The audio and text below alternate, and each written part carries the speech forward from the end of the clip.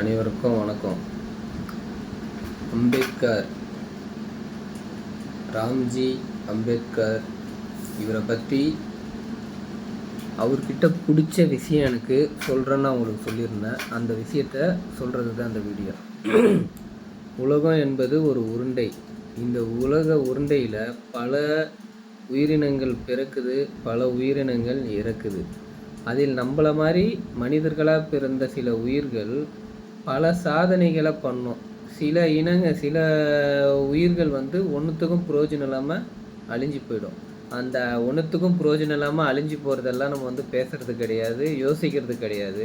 அதுவும் சில காரணத்தினால்தான் அழிஞ்சு போகுது. அதை அப்புறமா பேசுவோம். இப்போ நான் அம்பேத்கர்கிட்ட எனக்கு பிடிச்ச விஷயம் என்ன சொல்லணும் அப்படின்னு நான் நினைக்கிறேன்னா, எனக்கு தோன்றது இந்த சமுதாயத்தில் ரெண்டே பிரிவு தான். ஒன்று பணம் வச்சு வசதியாக இருக்கிறவங்க, ஒன்று பணமே இல்லாமல் ஏழ்மையாக இருக்கிறவங்க. ஏழ்மையாக இருக்கிறவங்க கிட்ட சில தன்மைகள் இயல்பாகவே இருக்கும். அது பணம் படைத்த சில ஆட்களுக்கு பிடிக்காது, அவங்ககிட்ட நெருங்கி வரமாட்டாங்க. பணம் படைத்த ஆளுங்க அதுக்காக குறிப்பிட்டு ஜாதி பேரை சொல்லி தாழ்த்தப்பட்டு ஜாதி, ஒடுக்கப்பட்ட ஜாதி அப்படின்லாம் சில பேர் அதுக்குன்னு பேர் வச்சுட்டாங்க. இன்றைக்கி அதை பேர் நிறைய பேர் பயன்படுத்துகிறாங்க.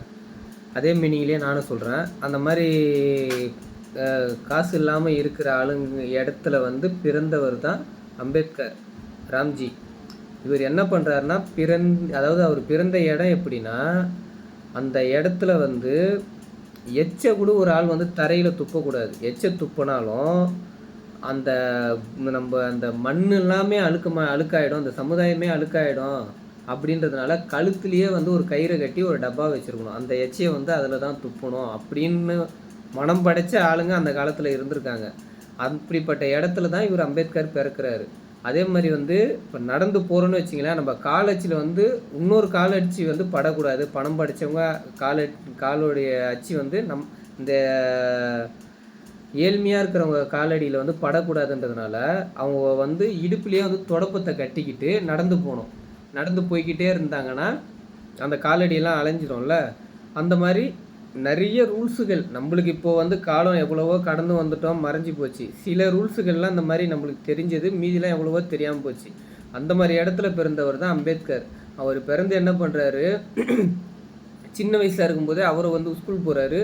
ஸ்கூல் போகும்போது என்ன பண்ணுறாங்கன்னா, நீலாம் இங்கே உட்காரக்கூடாது, இங்கே வரக்கூடாது, உனக்குன்னு ஒரு கோணிப்பை ஏற்றுடுவா, அதை போட்டு தான் நீ உட்காரணும் அப்படின்ற அளவுக்கு அவரை ஒதுக்கி வைக்கிறாங்க. ஒதுக்கி வைக்கும்போது அவருக்கு என்ன தோணுதுன்னா, நம்ம இந்த அளவுக்கு ஒரு ஸ்கூலில் படிக்க வந்தால் இந்த மாதிரிலாம் பண்ணுறாங்களே அப்படின்னு ஒரு சின்ன பையனாக அவர் இருக்கும்போது அவருக்கு சிந்தனைக்குள்ள எட்டி அவர் என்ன பண்ணுறாருன்னா, அந்த இனத்தில் இருக்கவங்க யாருமே எதிர்த்து பேசுகிறாங்க பேசலைன்றதை அதை பற்றி யோசிக்காமல் அவராக ஒரு சிந்தனை, நம்ம இதை எல்லாத்தையுமே தட்டி கேட்கணும், இதை நம்ம மாற்றணும்னு நினச்சி அவர் யோசித்து படிக்க ஆரம்பிக்கிறாரு. படிக்க ஆரம்பித்து அவர் அதிகமாக படிச்சிருக்காரு. அவர் அளவுக்கு படித்தவங்க யாருமே கிடையாது. இன்றளவுலேயும் இந்தியாவில் அந்த அளவுக்கு யாருமே ஆட்கள் கிடையாது.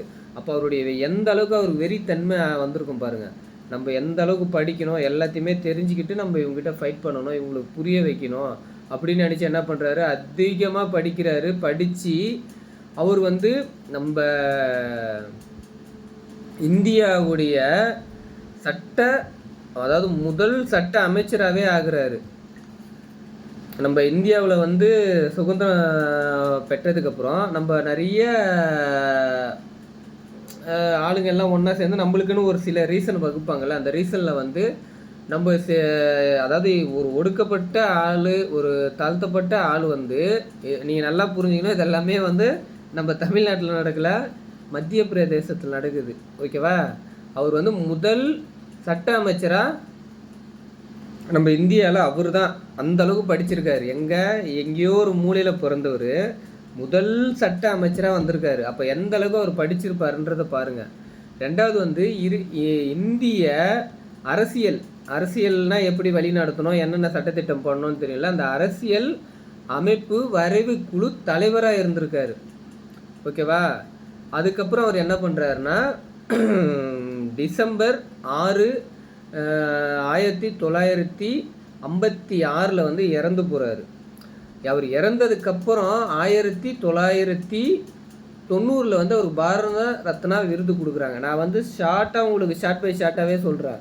ஓகேவா? ஒரு பையன் வந்து எங்கேயோ ஒரு மூலையில் பிறந்து சில இனங்களில் வந்து இந்த மாதிரி ஏற்றத்தாழ்வு இருக்குது, அப்படி இருக்கக்கூடாதுன்றதுனால படித்து ஒரு ரீசனாக அவர் வந்து சட்டமே அவர் வந்து தான் வடிவமைக்கிற அளவுக்கு அவர் வந்து முன்னேறி இருக்கார். இதுக்கு எல்லாத்துக்குமே ஒரே ஒரு காரணம் என்னென்னா, அந்த சின்ன பையனாக இருக்கும்போது தன்னுடைய தன்மை இந்த எதிர்த்து கேட்கணும், நம்ம வந்து ஃபைட் பண்ணணும், இது வந்து கரெக்டு கிடையாது, தப்புன்றதை உணர்ந்து அவர் வந்து எடுத்த முடிவு தான் அவரை இந்த அளவுக்கு எடுத்துகிட்டு வந்தது. அதே மாதிரி கடவுளுடைய சில பிறவிகள், சில உயிரினங்கள் இதற்காகவே படைக்கப்பட்டதில் ஒரு ஆள் தான் அவரும் அப்படின்னு நான் நினைக்கிறேன், நான் நம்புகிறேன். இதுதான் அம்பேத்கர்கிட்ட எனக்கு பிடிச்சது. இதை வந்து இன்றைய காலகட்டத்தில் இருக்கிற இளைஞர் பசங்க, அதாவது ஆணாக இருந்தாலும் சரி பெண்ணாக இருந்தாலும் சரி, அந்த இளைஞருங்க என்ன பண்ணணும்னா, இவர் ஒரு ரோல் மாடலாக எடுத்துக்கிட்டு படிக்கணும், படிச்சுட்டு நியாயத்துக்கு நீதிக்கு குரல் கொடுக்கணும். எங்கே அநியாயம் நடந்தாலும் எங்கே தப்பு நடந்தாலும் அதை தட்டி கேட்கணும். அது ஒரே ரோல் மாடல் தான் இவர் பண்ணது.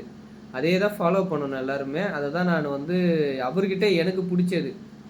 ஒரு எங்கேயோ ஒரு மூலையில் ஒரு சின்ன பையனாக பிறந்து அந்த சமுதாயத்தில் நடக்கிற தப்பு தனக்கும் நடக்குதுன்னு ஒன்றே அதுக்கு ஒரு கோபம் வந்து, அந்த கோபத்து மூலிமா அவர் வந்து படித்து பெரிய ஆளாக வந்து ஒரு சட்ட அமைச்சராகவே வந்திருக்காரு. ஒரு நாட்டுடைய சட்ட அமைச்சர்னால் எவ்வளோ பெரிய விஷயம் பாருங்கள். அந்த அளவுக்கு வந்திருக்காரு. அப்போ படிப்புன்றது முக்கியம்தான்.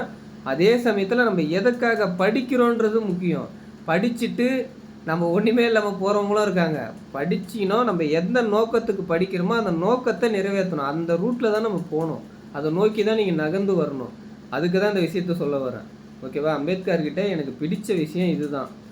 அதே மாதிரி அம்பேத்கர் வந்து ஷார்ட்டாக சொல்ல வந்தது என்னென்னா, அவர் அப்போ சொல்லலை, நான் சொல்கிறேன். அதை அம்பேத்கர் ஷார்ட்டாக